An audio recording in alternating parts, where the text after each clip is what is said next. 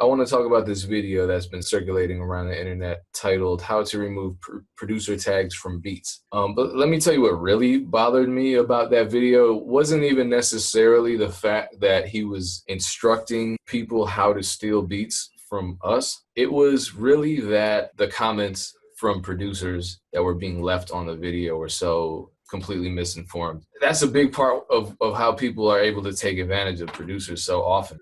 Let's talk about this. We can talk about whatever we want, but I think it's good for us to have in our toolkits some solutions to this. And honestly, the biggest point, I think the first point, and we talked about it last week too, is just contact the person stealing. Because like I said, some people are just dumb. They don't know that stealing a beat isn't a good thing to do. So if you catch someone stealing a beat, and usually you catch them because you'll get a copyright infringement notice on your beats via YouTube, it'll usually say the name of the person. So I'll just contact the person, tell yo, you can't do this. I'm going to give you 12 hours. I'm going to give you 24 hours to actually purchase the license. If you don't, then we're going to have an issue. I will take legal action. I leave it real vague. I'm like, I'll take legal action. They might think, oh, he's getting his lawyer because he's verified on Twitter. He's probably got a lawyer.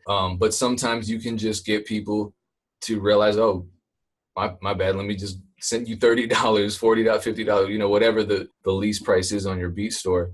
And then your problem is solved. But let's say that they're not responsive or they act like dicks, which can happen sometimes. Well, you have DMCA in your corner because, like I said, you automatically own the copyright to the beats that you create. What the law says is copyright automatically attaches as soon as an original works of authorship are fixed in any tangible medium of expression, which means your creation is copyrighted as soon as you write them down or record them, either on paper, a digital file, forum post, anything like that. So you have something called the Digital Millennium Copyright Act. They're very easy to file. You file them on YouTube, you file them on iTunes, so forth. And most of the time you'll get the music that has infringed on your copyright taken down. So there you have it. If all else fails, don't let the people stealing from you take your money. I file claims like that all the time.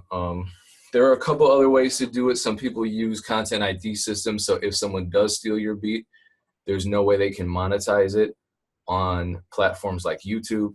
Some people have admin deals. I have an admin deal where if somebody is getting, like, let's say someone steals your beat, but they have 1 million views already on YouTube to the beat, and you don't have content ID on it. Well, you can maybe get an admin deal from somebody like Create. There are a lot of organizations like that. Create.tv is the one that I use. And they'll collect royalties based on how much money you're owed. So in this case, if it's your beat, it would be 50%. So I've done a lot of talking now. I want to open the floor. We can continue this conversation. We can go wherever we want. I'll share. I had an experience earlier today, based on a topic you were talking about earlier about, artists or rappers ripping beats off of YouTube, free beats. I was in the studio earlier today talking with my engineer, and this other guy comes in, and he wanted to demo some of his tracks. I was sitting in the background, so I was listening to him, and they asked, "Yo, where'd you get these beats?" "Oh, I just snatched them off of YouTube." I'm sitting there thinking, like, really? You just snatching them off YouTube? But instead of getting pissed off, I used it to my advantage. I approached the guy. I was like, "Look, man, if you need some beats, I can help you out." And he was like, "Really?" I'm like, "Yeah." So we sparked up a conversation, sat down with him, listened to his stuff again, gave him some pointers and some advice. And we actually worked out an arrangement where we're going to get together later on this week. So he was asking how much I charge. I'm like, "Well, we'll talk about that later. Let's work on some project stuff first, and make sure me and you can, get on the same direction. And then we'll discuss pricing later." But I thought it was interesting. We're having this conversation, and I just witnessed that today from a guy who was stealing beats from online. I love that story because that's the type of stuff that I'm just starting to do myself, where, when there's a conversation where I'm like, this person's not, I can't reach this person. And you take that extra effort like you did.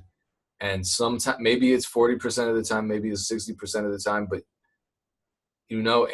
that's still worth it. 30% of the time, that's still worth it. Just being social, having that conversation. Because like you said, it sounded to me like You just went off the angle of, look, bro, you can't really do anything with these records. You're putting yourself at risk. And Right.